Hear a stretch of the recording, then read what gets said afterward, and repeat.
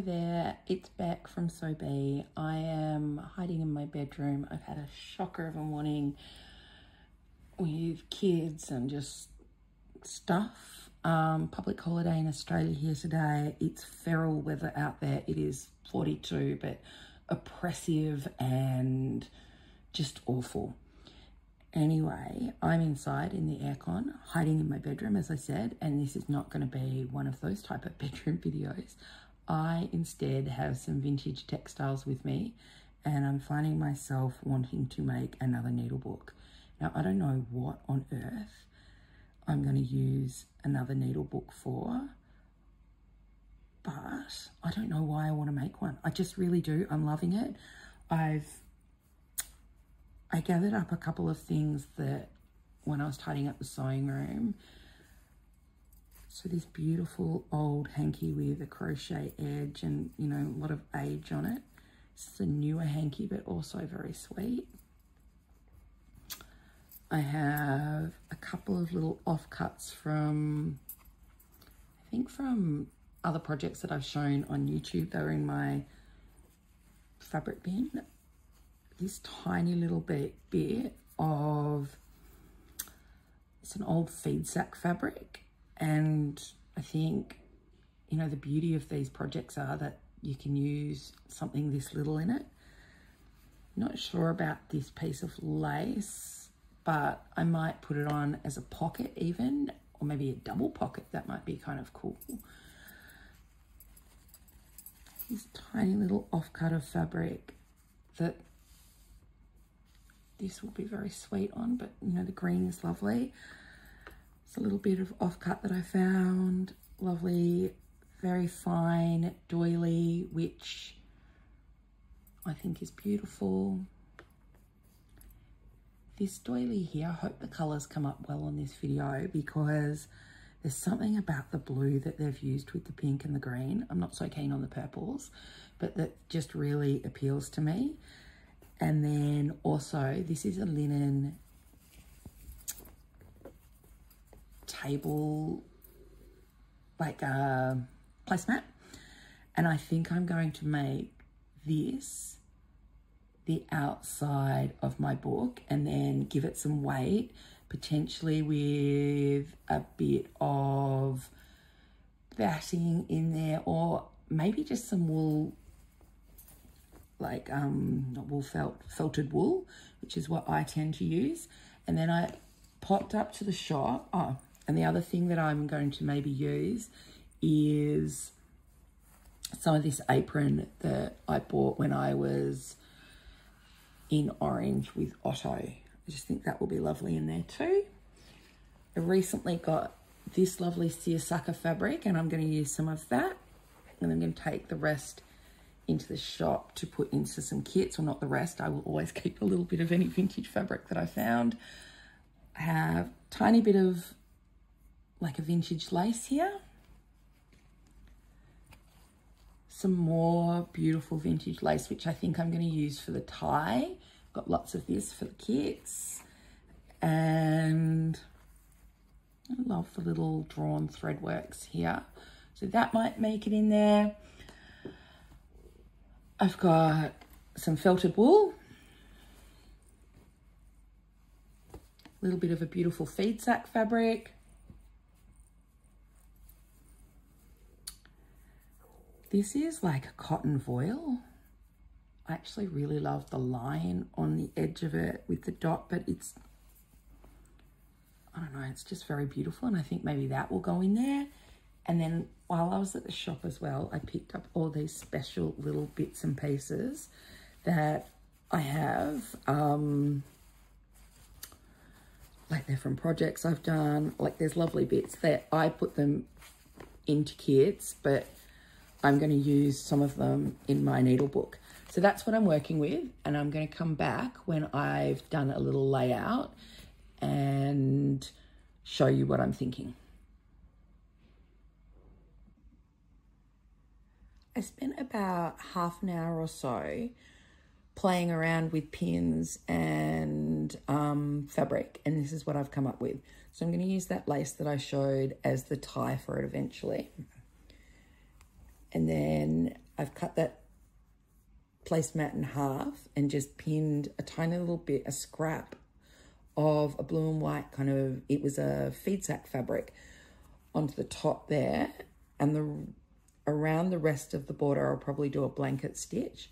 This is a little bit of something that's been cut off, maybe a curtain or something like that. And I'm going to have that as a little pocket that you might tuck things in here. A piece of plain linen with the drawn thread work, half a doily, some of that, like the tiny, what are they, Swiss dots on the cotton voile. And I'm going to trim this around and stitch around the edge. So we'll probably lose some of that blue that's around it and just have the flower. And then that was that piece of lace I said I might make a pocket. So on this edge here, I am going to do a stitch that that catches both sides. And at the bottom, I might do a blanket stitch. And then there's half a doily, maybe something could go here, but I might add that later on. On the back of that, I've also used something that's been cut out of something. I've just pinned that there. I will trim that back so that I stitch in amongst the lace, and then you will not see the stitches from either side. So you'll end up with a little pocket there. It's about a quarter of that lovely hanky with that lace. And then that seersucker that I found, a bit of the apron, I'm not sure why, just because I like it. A little bit more of that lace. More green, and that little bit of fabric will go both sides. There's the pretty side of the doily. And on the back of that, also just attaching up the top so that it doesn't affect or stitch through to the lovely embroidery, vintage embroidery there. And then that's going to get caught into the center seam, which catches all the pages, and then just a little loose flap. And I might trim that back so it's not exactly the same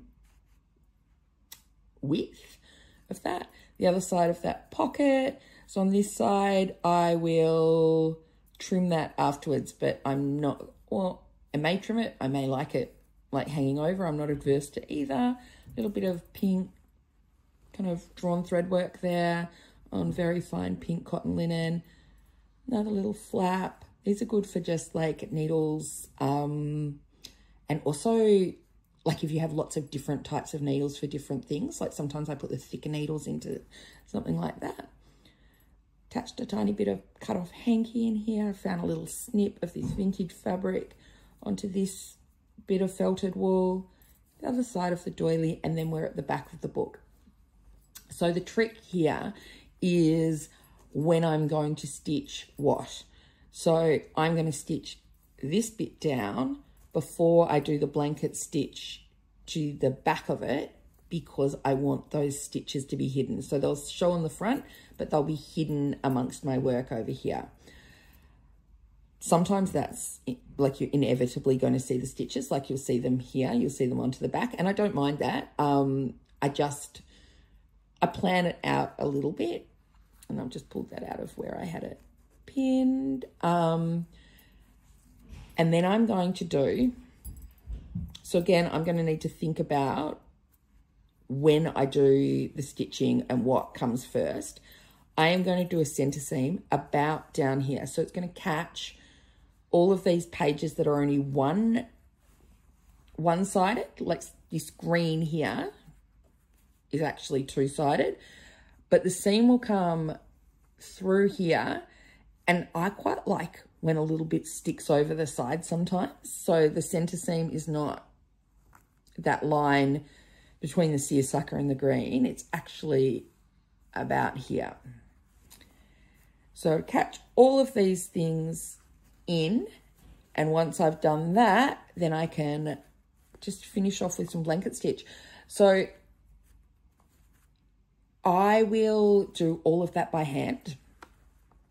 I've cut these out roughly with scissors. This is a non-machine project for me.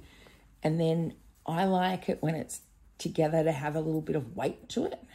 So this will have some nice weight to it, and I think just be really beautiful. So I might leave it there and come back when I've got something new to show you. It might be in the morning because it's getting, what's the time? It's 10 to 5, it might get dark, but I'm quite in love with my pinned together scraps of fabric. You can see how you can use a little bit of fabric really effectively. Like, don't throw out any of those tiny bits. That's a tiny bit of a feed sack fabric that I've kept. And this, I mean, besides like a 1/2 inch hex here, it's probably too small to use for anything else. Or that tiny little strip there. But they can be just so beautiful in this kind of a project. And it's very satisfying. So I'll come back when I've got something more to show you. I've just come back to say a couple of things. I've put a pin through there to hold them all together. I've stitched that one on with a little stitch on this side with just a Metla cotton. Those pins need to come out. And then a pearl 12 thread. And then I've just made sure really carefully that all of my bits or the leaves of my book that don't go from one side to the next, so this green one does, this one doesn't, are all caught down at they're all overlapping. So you can see here, I'm just going to adjust that a little bit slightly. This little pink one overlaps a little bit, and I'm going to stitch basically along that seam that's already on the edge of that tiny bit of apron. So I've started already, and I'm not sure if yes, you can. There's a little cross there. I like to start with a little cross stitch, and then I'm just going to come up, and you do not care what your stitch looks like on the back of your work, because, or if you don't care if it's a piece like this that's going all the way through, because I haven't attached them together yet. And all of this work here is going to be hidden, but I do care that this looks kind of, you know, intentional, I guess. Though a little bit of wonk to your stitching, just stuck myself in the finger, can be quite good. But there's wonk that you want and wonk that you get because you can't do it, like because you've done something wrong. So I'm just going to seam the whole way up there, and I'm going to do that off camera. And then I'm going to keep going with joining some bits and pieces into my book leaves. It's Saturday afternoon and I have finished making my needlebook. It's quite a large one. I'm just going to bring a ruler in here. So it's 5.5 inches by 7 inches. And I determined the size of that based on this lovely piece of linen napkin that I used on the exterior. So I've got this vintage lace that's the tie for it. Let me open it up.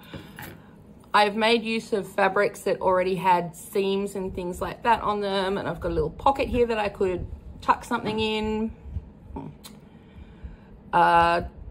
Beautiful doily. This is the gorgeous voile fabric that I had, and I just kind of put a little bit of something on it. I couldn't throw out that tiny little scrap of fabric.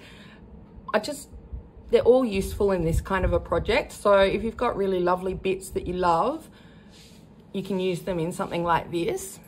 And I just did a rough needle turn applique to put that little flower on there. And then on the back of it, I didn't like that the stitches came through onto the felt. There was no way to disguise that unless it was under something. So I just stitched over the top with some pearl thread to disguise that a little bit. And you can see that I've put some like different kinds of stitching on, like some blanket stitch. Blanket stitch will be your favorite, well, not your favorite, but kind of staple if you're making this kind of a project. That was that bit of vintage lace that I said might make some pockets, and it's got a pocket here. Just added a tiny little scrap over there too. Again, making use of something that already had a sewn seam in it. And I put that onto the back of the doily just to add a little bit more interest. This is the vintage hanky with that gorgeous lace and that beautiful aging on it. Just did some simple stitches on it. Some of that felted wool. I use Sewspargo felted wool for a couple of reasons. It's really good quality and the colors are sublime. Like you can see here, this beautiful vintage seersucker, that green that I've got here just picks that up perfectly. So there's that gorgeous fabric, bit of an apron, a little bit more vintage lace, bits and pieces stitched on, lovely doily here. Just covered up the back of the doily with this little like snippet just for a little bit of interest. And there's the other side of that pocket. So that blue piece of felted wool comes all the way through. Other side of the cotton voile with a tiny bit of hanky stitched on, another little bit of vintage lace and tiny snippet of vintage fabric that was too beautiful to not use. Quite like how the stitching comes through on the back of that. Stunning doily, back cover with some blanket stitch in a couple of colors, stitched on this tiny little bit of fabric that I had still. And then the back cover. So the weight of that, it's a lovely weight. I think it's beautiful. I don't know why I need all these needle books, but it's just so, I don't know, there's something about it that's just glorious to me. If you look at the top of it, it's really cute. So that is what I've made. It took me like maybe 5 hours to put it together with all the stitching and planning out of it. And I'm going to grab something to show you as well before I finish off this video. I couldn't resist putting together a couple of little kits. I have 3 of them, and that was based on that I had 2 of the placemats. So same outer, same voile fabric with that lovely edge, some of that beautiful seersucker fabric, a different doily of course, but I've chosen 3. They're not all identical, but that I liked in this mix of fabrics. Little bits of fabric like I used that had an edge already on them, those beautiful vintage fabrics. So it can be rounded here or straight. Some bits of vintage textile with drawn thread work like linen and cotton. Beautiful fine doily. The beautiful vintage laces that I used. A little bit of other lace like I used at places. Some special little feed sack scraps and bits and pieces. A little bit of that tablecloth that I've been loving. Bit of the apron like I had in mine, and the same Sewspargo. Oh, there's more stuff, sorry. Some more little drawn thread works or edge pieces as I had them put in and out, like that same vintage lace to do the pockets with, a corner of the hanky like I had, that's the vintage hanky that's stunning, and then the same wool felt that I used, felted wool, sorry, from Sewspargo in the same colors. I've also put in there the 2 threads that I mainly use. I did use a little bit of pink, but I just wanted to keep the cost down for people that maybe are starting from scratch. So 2 pearl 8 wool cottons to do stitching with. So really all you need to do is add to that a thread and a needle, like a cotton to stitch it together in places.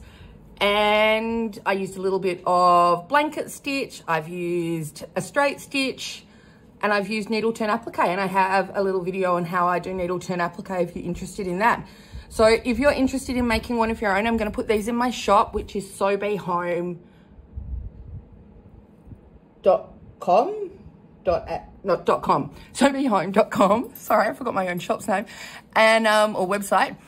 And it will have everything, plus probably a little bit more. Like there's bits and pieces that you'll have left over from here to make quite a large needle book for yourself or for a friend. And I hope that's interesting to you or that you like doing that. I'll be back with another video sometime soon, hopefully. Okay, happy stitching, everybody.